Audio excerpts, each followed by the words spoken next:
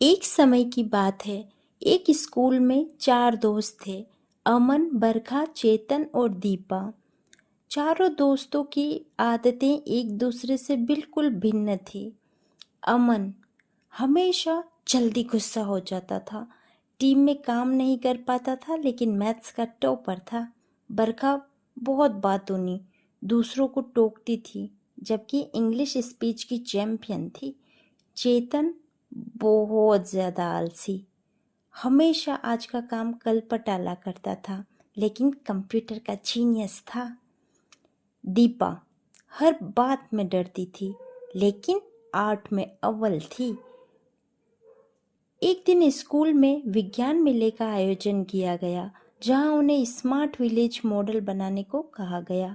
चारों दोस्तों ने भी पार्टिसिपेट किया और अपना अपना बेस्ट दिया, लेकिन आपसी लड़ाई झगड़े के कारण उसे वो ठीक से प्रस्तुत नहीं कर पाए और परिणाम यह निकला कि दूसरी टीम के जो एवरेज बच्चे थे, उन्होंने अपनी एकजुटता से पहला पुरस्कार जीत लिया।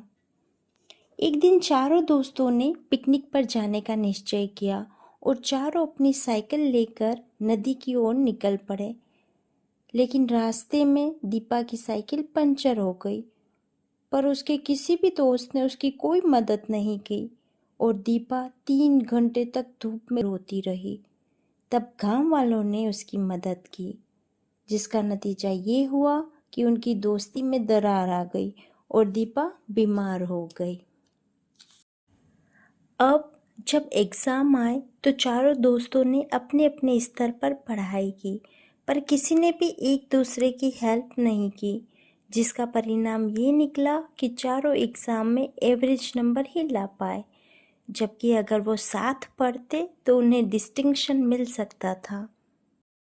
एक दिन प्रिंसिपल ने चारों को अपने पास बुलाया और कहा, बेटा हमारे हाथों की 5 अंगुलियों को देखो।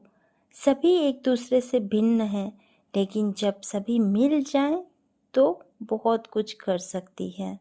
तो तुम्हें भी ऐसे ही मिलकर काम करना चाहिए।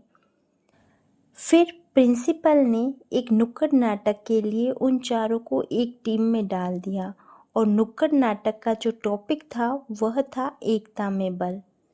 इस बार मजबूरी में चारों को साथ में काम करना पड़ा। दीपा ने स्क्रिप्ट का आइडिया दिया, बरखा ने डायलॉग लिखे और दीपा को बोलना सिखाया। चेतन ने म्यूजिक लाइट सेट किया, जबकि अमन ने टाइम टेबल बनाया और सबको रिहर्सल करवाई। और इस बार उनका नाटक जिला स्तर पर पहला पुरस्कार जीत ही गया। चारों बहुत खुश हुए और उन्होंने आपस में लड़ना छोड़कर हमेशा मिलकर रहने का फैसला किया।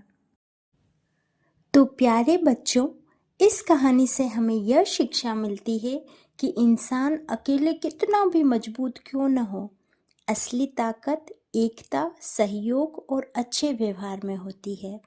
गुस्सा, घमंड, आलस्य और डर रिश्तों व टीम को कमज़ोर करते हैं, जबकि माफ़ी, समझदारी, मदद और हिम्मत लोगों को जोड़ते हैं। जब लोग मिलकर एक दूसरे का साथ देते हैं तो छोटी से छोटी ताकत मिलकर बड़ी शक्ति बन जाती है और कठिनाई का सामना आसानी से किया जा सकता है।